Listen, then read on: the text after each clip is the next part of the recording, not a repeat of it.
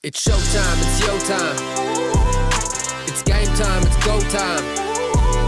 You got one shot at a gold mine. Welcome to Black Voices in Color, where we discuss profound topics that focus on Black identity, culture, and Black excellence. We're a student podcast produced by different public schools that elevate the voices of Black students here in our district. I'm Joshua. I'm Paris. I'm Anai. And I'm Savannah. Guys, I've been stressing over prom. It's coming up in a few days. Are y'all ready? You got your outfits picked out? Everything good? I don't know how I feel because my first outfit it's not going to plan, so I think I'm going to have to go with my backup.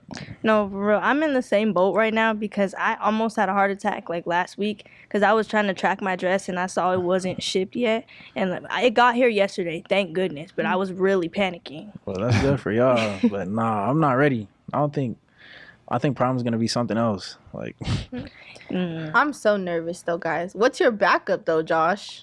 What colors are we wearing though? Like, that's really I got a nice custom jacket. It's black with two 12-inch trails, embroidery. It's nice. Of course you did. Here y'all go. What are you wearing? I'm wearing this light blue, like, sparkly dress. I'm wearing this light blue sparkly dress. All right. Anyways, it's really cute, though, and I'm going with my boyfriend, so we're going to match, so it'll be nice. Yeah, that's going to be really cute. Like, honestly, I really want the color of my dress to be a surprise, but I will say I plan on being really sparkly and detailed because, like, it's the last prom. Like, this is the last time we'll be able to really pop out, you know? Definitely. I love that. You got to go all out your senior year. For real. Yeah. Do y'all have plans for how the night's gonna go? Shoot, just take pictures and go eat some good food. Not for real, but nah, I didn't want to plan the night out. I want to see what happens naturally, you know? Wait, are you guys going to the after prom? Isn't that at Boondocks game? Yeah, it is. I hope it's fun like it was last year, though. Like, I know last time I didn't even get to ride the go-karts at night. Like, they were closed or something. Yeah.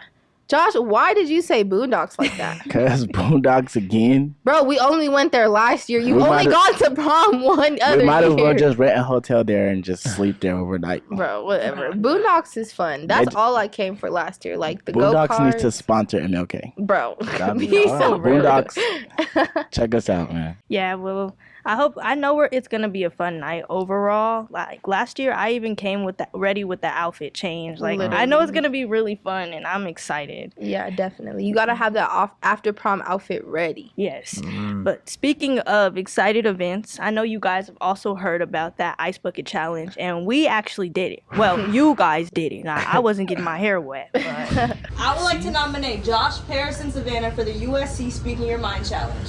Thank you, Renat, for nominating us. The USC Ice Bucket Challenge is to raise awareness for mental health. Everyone should be taking care of themselves, thinking about what they're doing every day. Be kind. If you're struggling with something, please make sure you talk to somebody. In 3, 2, 1.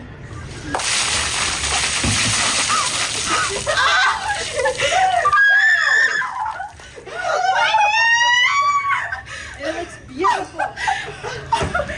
Them curls are gonna pop.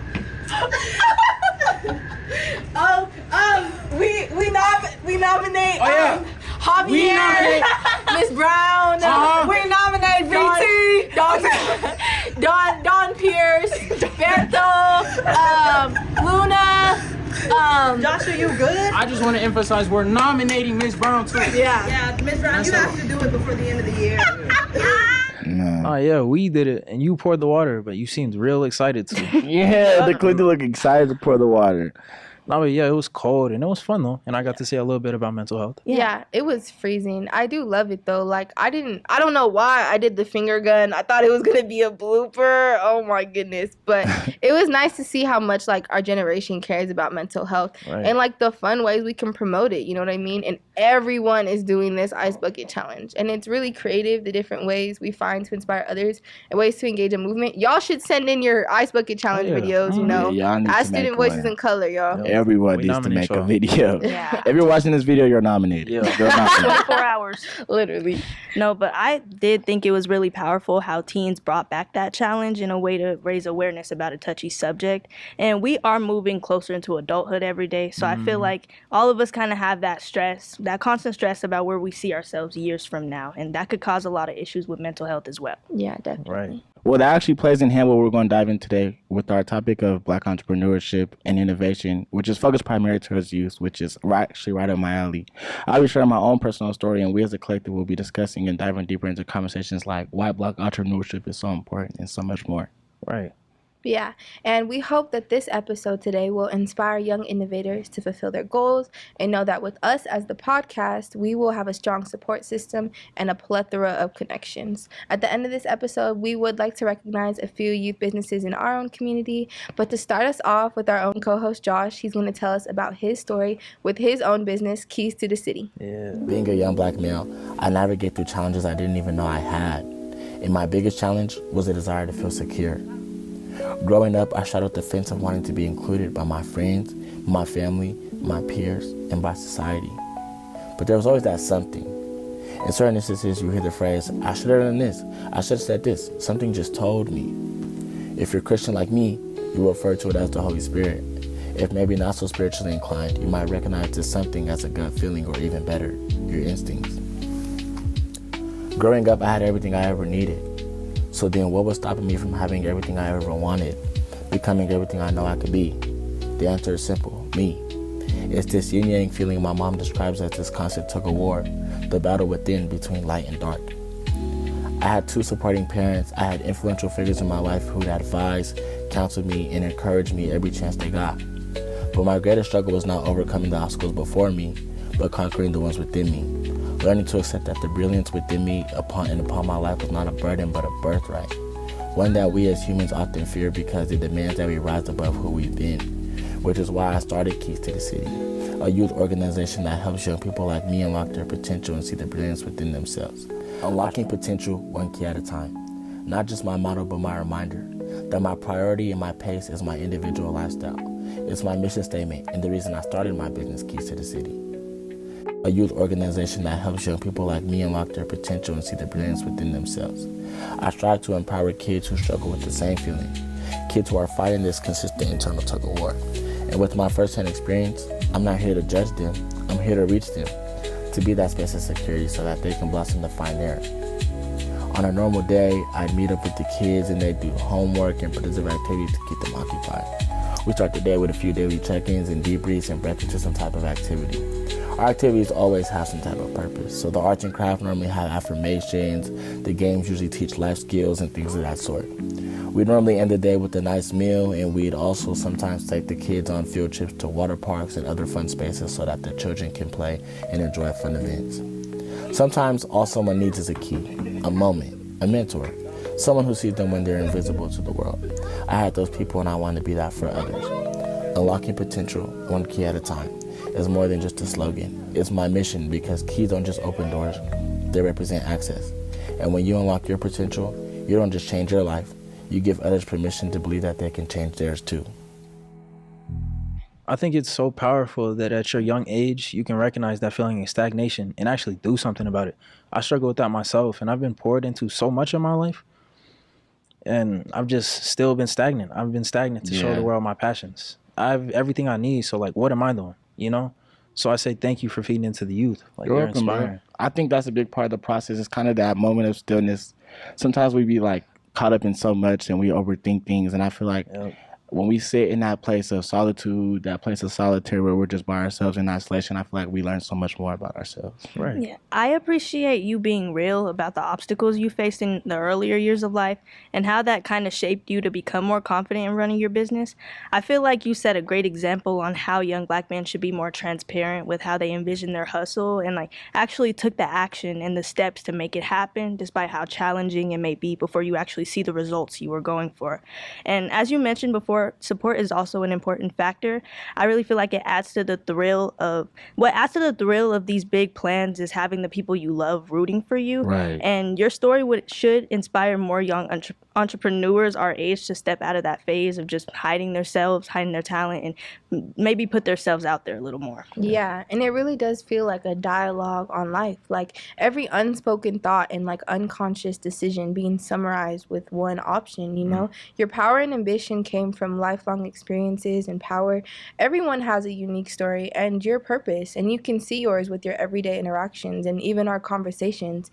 Empowering and inspiring others is really your purpose. You have made hard decisions and experienced difficulty. And your business is so much more than that. It's literally a movement, a brotherhood, a sisterhood, a familyhood. And I definitely wish I could have experienced that in my own childhood, you know, in my own life experiences, and it would have been really valuable. And I'm really excited to see the legacy you create. Thank you. I'm grateful that you guys see my work as something that's uplifting the community, as something that you guys want to be a part of. That makes me feel welcome, because that's the whole type of feel I'm trying to go for. That's what I'm trying to create. Yeah, and also I really like the symbolism throughout the video, like how you grabbed your keys and went to the city. Nah, that was real tough. You know, that was my idea, that little ending scene. We get it, Savannah Einstein. But what was your passion, though, Josh? Like, what was your inspiration to start a business focusing on the youth? It wasn't my intention at first. Like, so I grew up in the church house, and so, you know, I had the preacher mom, the preacher dad, you know, we're doing everything. And so most of the things you see me do today are kind of derived from being around that atmosphere, growing up in that type of environment. Right. And so one of those things was like playing piano. And so as I got better, my dad started letting me play for services. I became the main pianist. Then boom, more people started showing up. They started asking me like, hey, can you come play for our event? Can you come play this? Or maybe if it's outside of the church house, I might play at a, you know, a nice jazz, you know, sometimes out like a street performance.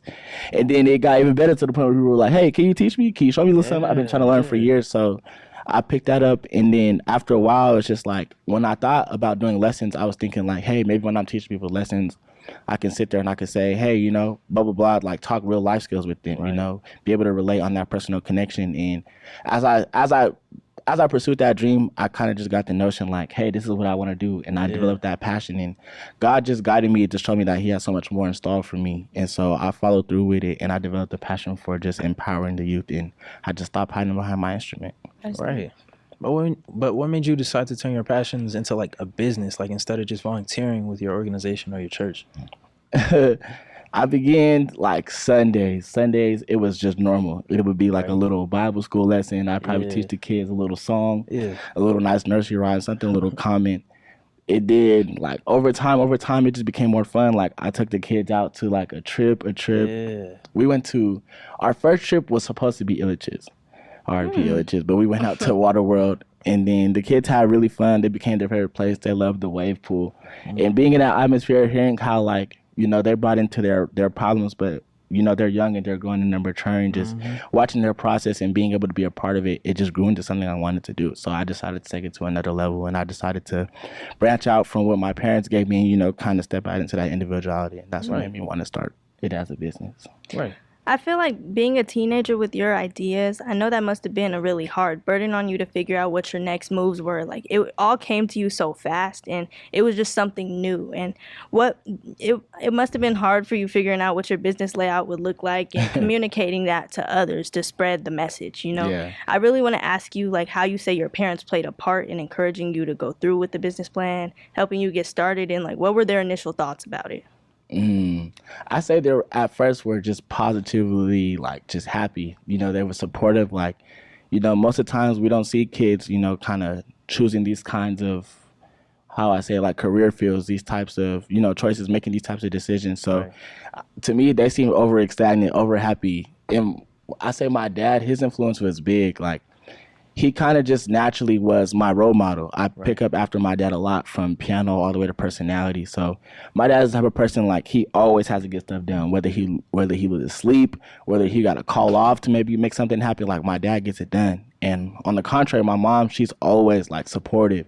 If I tell my mom my idea, she's always trying to figure out a way to make it happen before, like, I can even get the sentence out. Right. The other day, when it came to prom, I'm talking to her, and she's like, oh, we need to get your shit right now. And I'm just like, I don't even know how much the tickets are. Like, she was just on it. So my mom's always supportive, and my dad was just kind of that role model for me. But overall, it was just genuinely positive. Right. And I wish I had that around me. They seem like they get things done, like, ASAP, you know? Definitely. Like, I procrastinate in everything, and I need to break that habit, and especially if I want to do well in college, y'all know, like, college is gonna be something else. Yeah. But what has been the impact of your business, though? Like, do you see your mentees, like, changing habits, like thinking differently? Like, what is that? A lot. So the biggest one, and my favorite one, is probably just seeing how they want it for themselves. Normally times like we strive, but it might be for the sake of others. You know, I want to do better so like I can see this person happy, but they do it and it's starting to become like their own lifestyle. So like recently the kids was like, hey, I want to donate to kids in need. I said, okay, I said, what do y'all want to do? And they told me straight up, like, let's give up toys to the kids who need it. So in the hospital, I was thinking homeless, but they thought about hospital. And I said, okay, why not just both? And so we had gathered some toys. I posted a little video. I can show y'all later.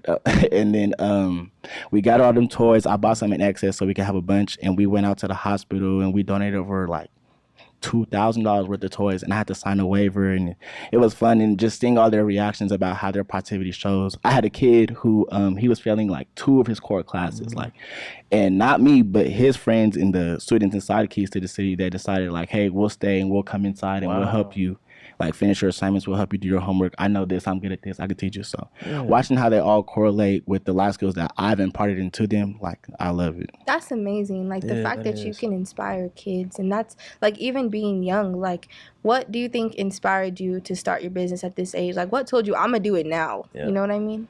Yeah, I think a big piece is like we're young, so like we always think like, hey, after I complete this, then I'm gonna do this. I'm gonna go to college, and then this is what I'm gonna do.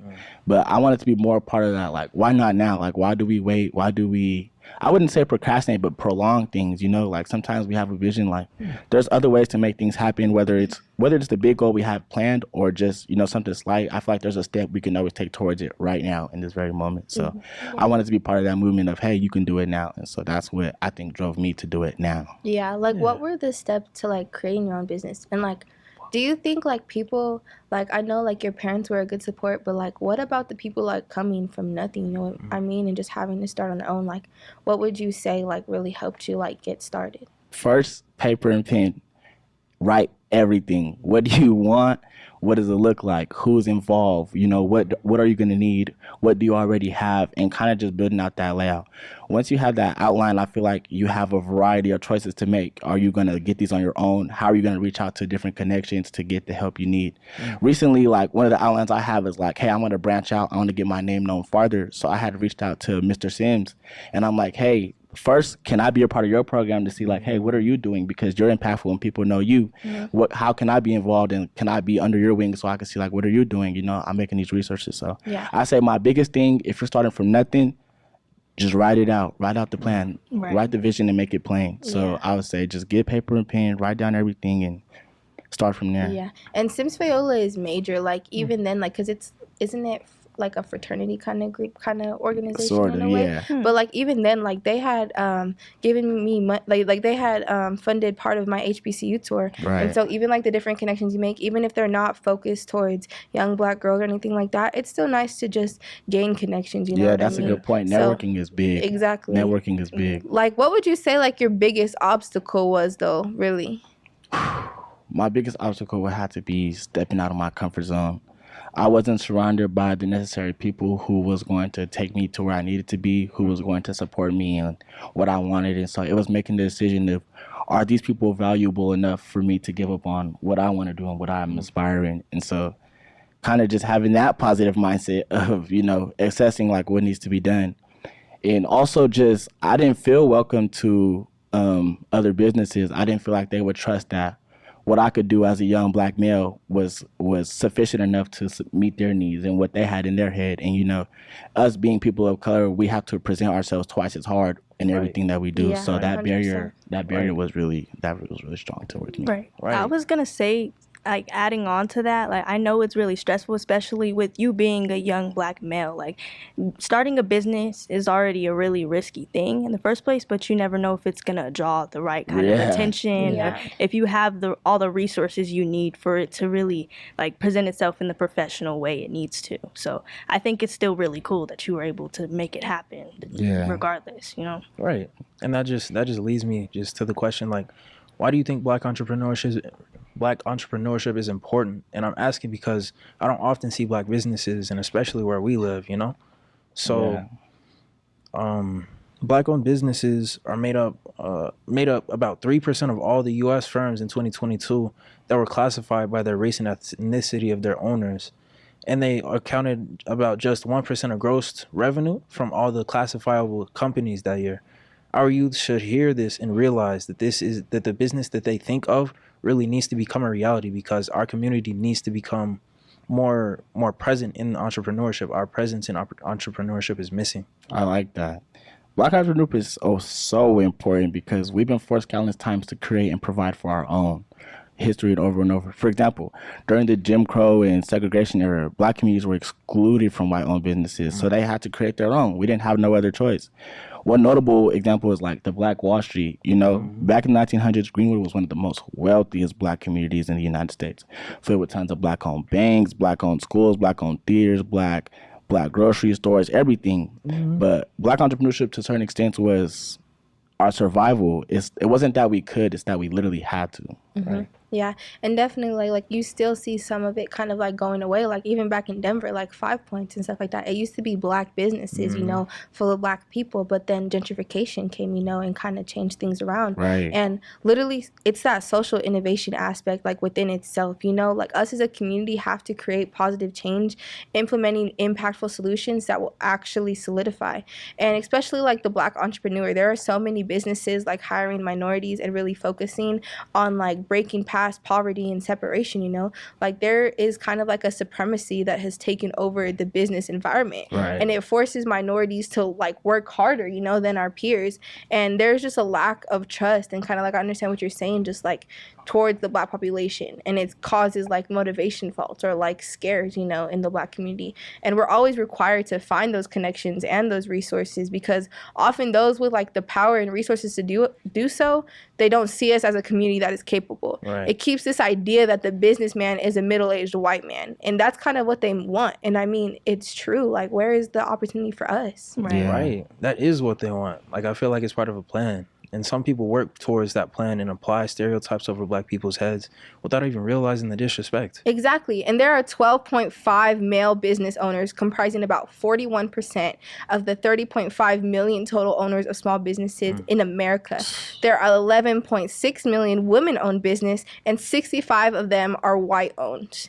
And 6.5 million businesses are owned by men of color. It puts people of color, and especially women of color, at the very bottom. And it's crazy because black women literally work the hardest out of anyone I see. And I got plenty of examples, like my mom, Dr. Brown, and a lot of historical figures that we all know. Yeah. I feel like this point of view has definitely had a direct effect on how black people approach becoming business individuals. Like, there's definitely proof of that in most black entrepreneur testimonies. And a common problem with black businesses is that they struggle to like really find the resources they need to employ a lot of people. And people who look like them, who are willing to collaborate and help the business thrive over time. And this explains why a lot of businesses fail before they even have a chance to become successful or be recognized by the public.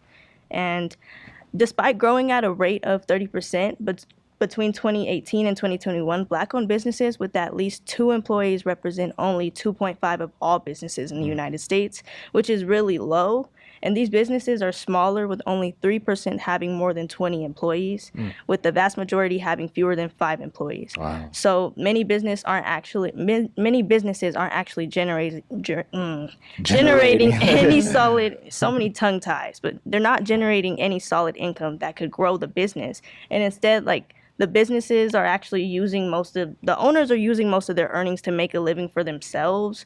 And that kind of limits the growth of their business, you know, because if black business owners could have the same funding opportunities that are given to the white business owners, they could have more resources that are needed to see more money coming in. Right. And it's unfair that the statistics show that 57% of black business owners are denied a loan at least once when trying to start their business, compared to 37% of non-black business owners. Yeah, that kind of just shows that like sometimes the workplace isn't valuing minorities, especially like not even giving them access to proper funding to start their own businesses. And like these uncomfortable work environments for the black individual, forcing them to act a certain way, to have a successful career, while also having a lack of black cultural representation. And like systems are even pushing out natural hairstyles because they are conformed to what looks professional. You know what I mean? Yeah, that's a great point too, because every time I'm getting ready for a meeting or I gotta get ready for an interview, I'm always self-conscious about my hair. Exactly. Men and women both. Like even for the Crown Act in 2023, there was a research study. Black women's hair is 2.5 times as likely as white women's hair to be perceived as unprofessional. The same study showed that 2/3 of black women change their hair for a job interview. They will straighten their hair to be seen as professional. I will never straighten my hair because you think I don't look professional. That's the Right. craziest part. There was an entire legislation just for Black individuals to not be discriminated against for their natural I hair. did not know that. We have to change our authentic selves just to make money like everybody else. You don't see them asking everybody else to change their hair or Sure change what don't. they're wearing. You know what Right. I'm saying? Right. And even then, I still feel, even with the legislation, I still struggle to find the job because of my locks. And like, they can be all over the place sometimes. But when I'm in a business presence, like a job interview, you know, I get dressed, I put my hair up, I dress nicely and everything. But still, though, I feel discriminated against and put under people that are the other people that are applying. Like, Exactly. And that you shouldn't have to feel like that. That's what I'm saying. Like they want us to go into jobs and careers and stuff like that, but they make careers look like we don't even want to be a part of it. We're going to Right. just have to sit there and be uncomfortable for the rest of our lives. Like that's why we should really be advocating for Black entrepreneurs, because we shouldn't Yeah. have to be forced into a workplace that doesn't even accept our natural stage. Right. That's what I don't Exactly. understand. And to me, I see it as us being a little too good for those workplaces in the first Exactly, place. yes. Because we shouldn't have to change something we were naturally born with. It's just ridiculous to me. And that's honestly how I feel about dentistry. Like, I feel like because I want to become a dentist, like, most of the people I see in those professions are usually just white people most of the time. And even when I do see Black dentists, there are, like, very few of them, which is giving me a little bit of doubt about how Black people are represented in a dominant working field like healthcare, which is honestly why I want my own practice. Like, I never wanted to just be an associate dentist, even though I know I'll have to work through that to eventually build my own name. Right. I just want to be the role model, like showing that Black people can be high performing dentists, and I hope to be recognized for this by the Black community as well. There is that misconception that Black people don't have the intelligence to properly perform the way they should when they're working in these environments, and this is the kind of job where you're trusted with the health and the comfort of others. Right. So of course it's taken way more serious, and you're looked at a lot more. And this is why more of us need to be given a chance. That's why it becomes more common for us to be in those fields. And with being in those fields, you're always under that constant pressure of people trying to examine you and see Yeah. if you're really fit to Yeah. be doing what you're doing. you know? Exactly. And like that honestly played a part like in me picking my major as well. Like I'm going into media, but for the longest I wanted to go into aerospace engineering. Like I always had this dream to work for NASA. Even when I was little, like NASA. I'm saying, like I had NASA hoodies, NASA stickers, NASA posters. I wanted to work for NASA so We're gonna bad. send you to space, bro. Bro, that's the thing. I don't want to be like an astronaut, but I want to work the math components of space, Yeah. you know, and stuff like that. But there's also so many movings in this history of like Black women just being kind of treated unfairly in those spaces. Right. And I know that I found something that I was a little bit more passionate about, you know, like I was really interested in engineering, and I even did engineering camps and stuff like that. But then I also do always feel uncomfortable, and I'm Right. always having to be the one to like step up and say something. But then even when I say something, people look at me sideways. You know what I'm saying? But I just feel like there's so many different areas and doors for Black communities and for Black people to just work in different environments. Yeah. And like all props to you though. Like being a Black doctor, like Black doctors are literally gonna rule the world. No, thank you, because I always think about that. Like, one of the main reasons for me wanting to go into dentistry was always the idea of me being my own boss.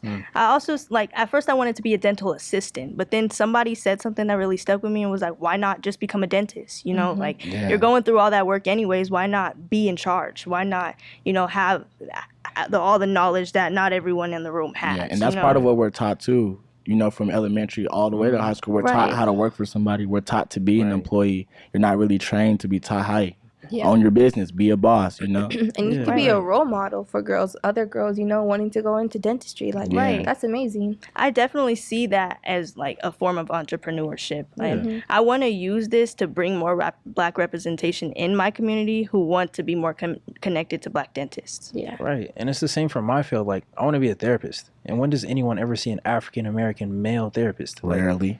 exactly. There aren't very many. And in fact, it's said that only 4% of the whole psychology workforce identifies as Black. And out of that, only 8% are males. Like, that just goes to show how my career is going to look.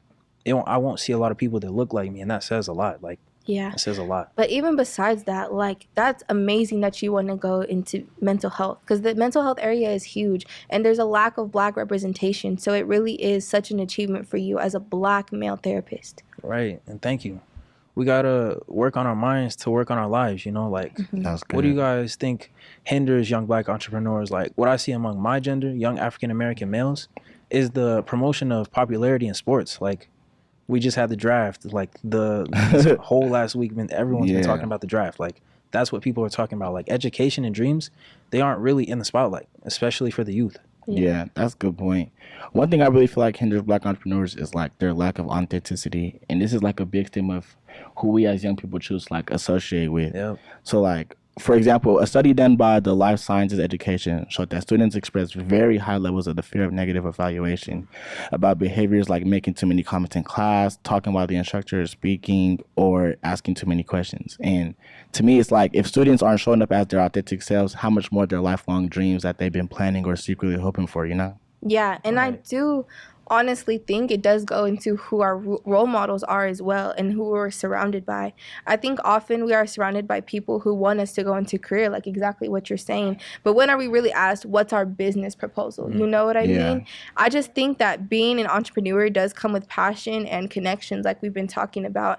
And the Black community is often like looked down upon in certain areas, you know what I mean? And it can make things difficult. And I think it really depends on like your motivation and even like that authentic part of it. We're forced to feel uncomfortable and forced to not want to be authentic. Like sometimes, Paris, you talk about wanting to take your piercings out for a job interview. Right. Why should you have to do that? Why should you have to be anybody else than yourself?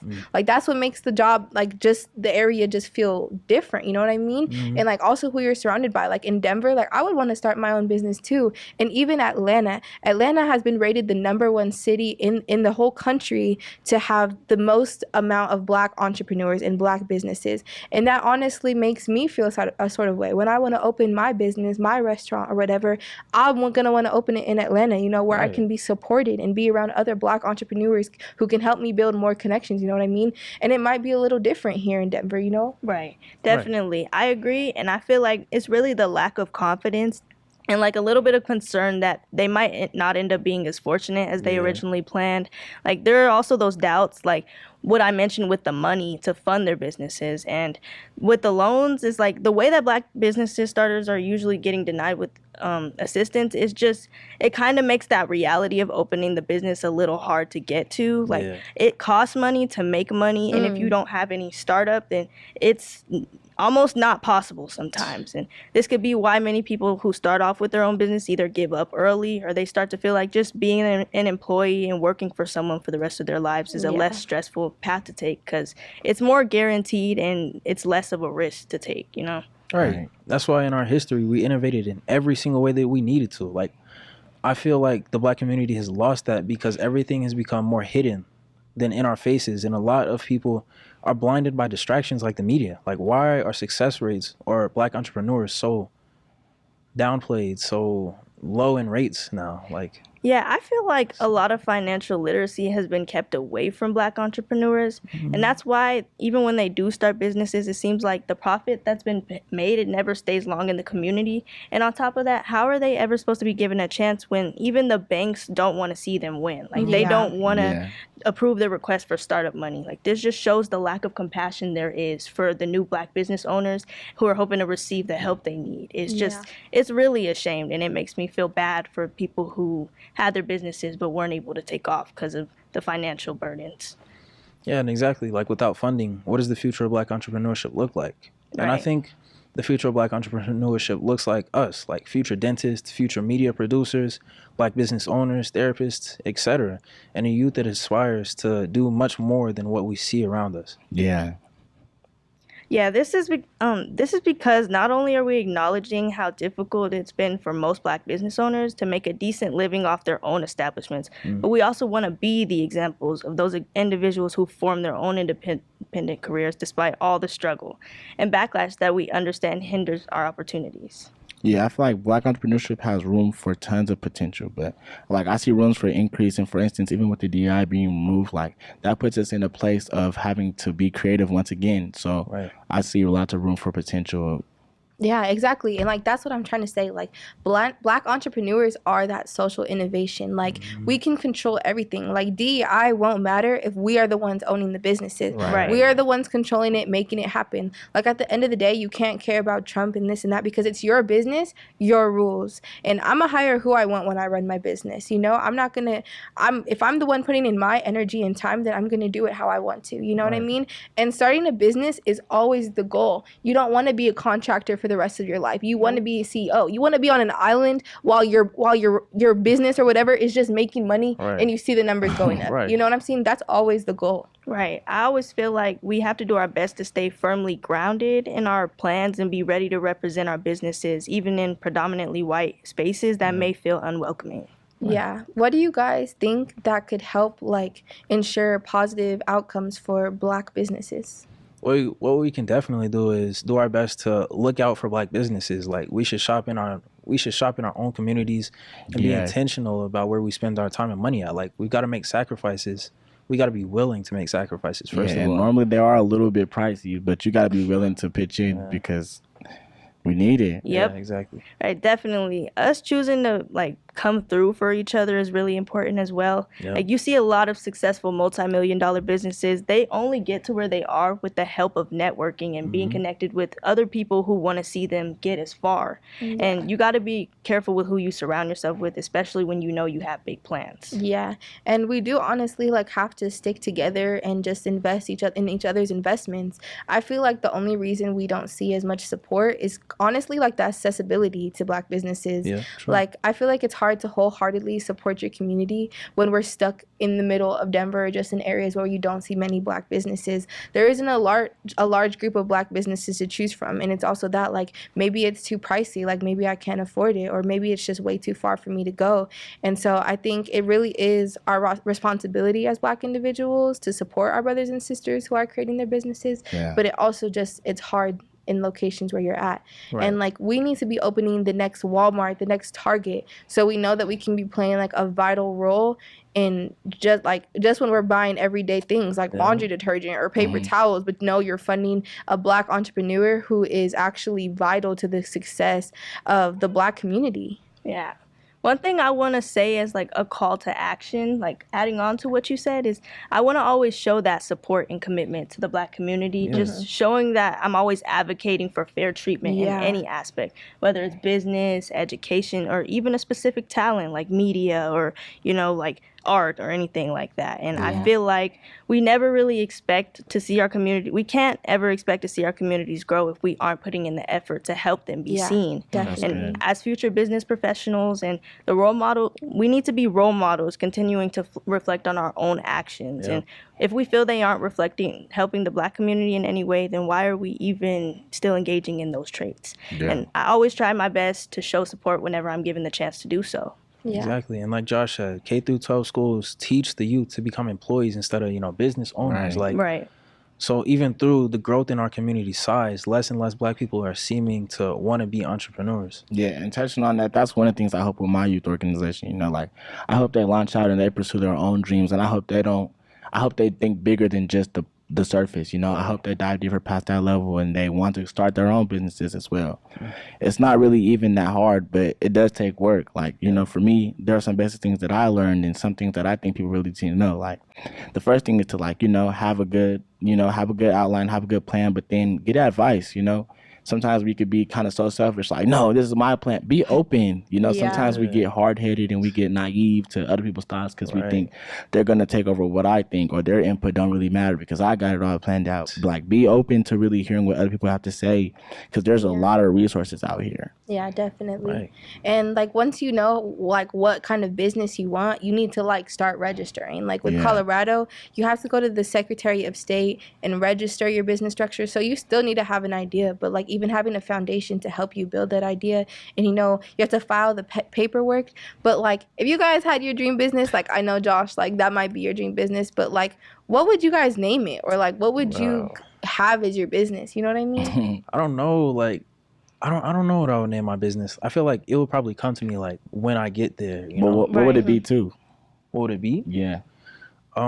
Something around therapy or mental health, especially something around because a lot of black people they they try to like push out help. You know, like we like to restrict ourselves a lot. Yeah. But yeah. Right. Like I feel like the name of my business, it would have to be unique. Like it's so hard starting a dental practice and having a unique name without including the word smile or Yeah. little teeth or something like that. Yeah. I don't want it to be anything that's too common. Yeah. You know? Would you just do like regular dental, or would you do like the tooth gems and stuff like that too? Well, the thing is, like, it's so complicated. There's just so many specialties in dentistry. And the one that involves gems, I learned about the different fields, and it's like cosmetic dentistry or something, which is great. Like, all of them pay really good money and they're good careers. But I would aim for more of the real, like, scary stuff, like the needles and cavities and the tooth extractions, you know. That's all you and I. Yeah, I also like the one that focuses on braces, orthodontics. But I don't know what I want to specialize in, honestly. That'll be like years from now. We'll just see.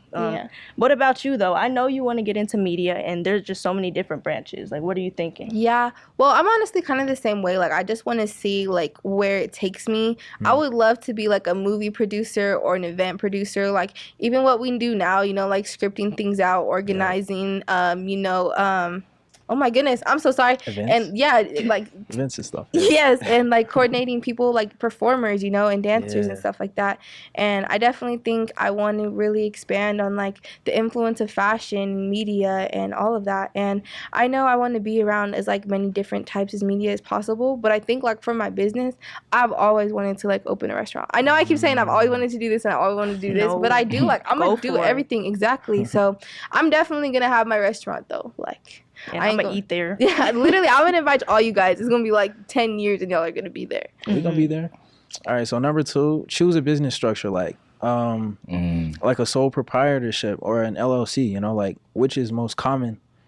Both of them are the most common structures for small businesses. Like it's important to step. It's an important step you have to take to open a business, and choosing like a good business structure, like a limited liability company or an LLC is one. Yeah. Another is getting a sole proprietorship. An LLC is a business structure that is, as its name implies, it provides added legal protections against personal liabilities, and it provides the benefits of a corporation while protecting you and your personal properties, like your personal assets, like your home and your savings and everything like that. I definitely agree. That organization is like the most important factor when you're starting a business. And adding to what Josh said a little bit about being open to feedback and stuff, like partnership is also important. Like if you're usually the kind of person that imagines doing everything alone, it's always beneficial to have someone else helping you keep up with the finances and the responsibilities. Yeah. And that brings us to number 3 of obtaining an EIN number. An EIN number is a federal tax ID number for businesses and like tax exempt organizations or any other things like that, and it's required for tax purposes. So open a business bank account. Yes. Step 4, finances. It's important that you guys are managing what is even coming in. Yep. It's easy to get money to come in, and it's twice as easy to spend. It's important that you guys open up a business account and keep your personal money separate from your business money. It's important that you have a separate bank account for your business to keep your finances separate from your own finances. Also, having that business outline, that's going to help you keep it into play too, because when you know what you want, it's going to make you easier to finance. You're going to know how much you need to save. You're going to have kind of that concept idea of, okay, I need to put this money down for this day, and maybe I had this money for shoes, but you know, this money is going here, so keep in mind. Yeah. And also, like, if you're looking for opportunities in Denver, like, I don't know if you guys, like, I know with Denver Public Schools, I've had, like, certain internships and stuff where I get paid through Young Americans Bank. You get this, like, little blue card. But they also have a program called Youth Biz, and it's really a great source about learning about entrepreneurship and opportunities for a hands-on program to learn about real-life experiences and even help, like, create real-life business ideas for marketing and selling products. Yeah, I'm really glad that we have a decent amount of programs around us to help support us. Definitely. Black people, yeah. But we also want to show our support to the young Black entrepreneurs that we do know, like at our school. Yeah. So y'all know Joe, y'all know Kayla, she sells cookies. Joe, he does clothes. Shout out Exotic Joe Geekers, man. Joe be killing it, right? Yeah. And then Amya, she does Amaya, my fault. She does burritos. She does them little breakfast burritos. That sounds fire. Yeah. Another important step is to develop a business plan that outlines your business goals and strategies. A business plan allows you to write out your business in extreme detail and to show people you are serious about starting a business. Right. It includes everything from your visions to your marketing to your budget. It makes you consider everything it takes to start and run your business. There are all kinds of programs and resources out there for youth who want to start a business, so you can get help if you need it. Yeah, and I know in Denver public schools, like if you have internships or any places where you're like earning money, there's Young Americans Bank, and you'll apply for like the blue card and stuff like that. Yeah. But they also have a program called Youth Biz, where it's specifically for entrepreneurship and opportunities for getting on-hand experience for real life experiences, and it can help you create real business ideas and even help with marketing and selling product. So that's definitely a good opportunity. And if you want to learn more about it, you can search up the YA Center. Yeah, and I'm really glad that we have, a decent amount of programs around us that like to help, young Black entrepreneurs and stuff like that. Yeah. So we also want to show our support to the young Black entrepreneurs in DPS. That's it for this episode. Thank you guys. We hope you enjoyed our conversation, and thanks for joining us on Black Voices in Color. If you enjoy our show, please let us know how you're feeling about topics so far and what we'll be discussing as a whole. Leave your comments or feedback on our Instagram page, and be sure to come back before our next episode. Of course, until our next remarkable comeback, be sure to awaken the soul, empower the mind.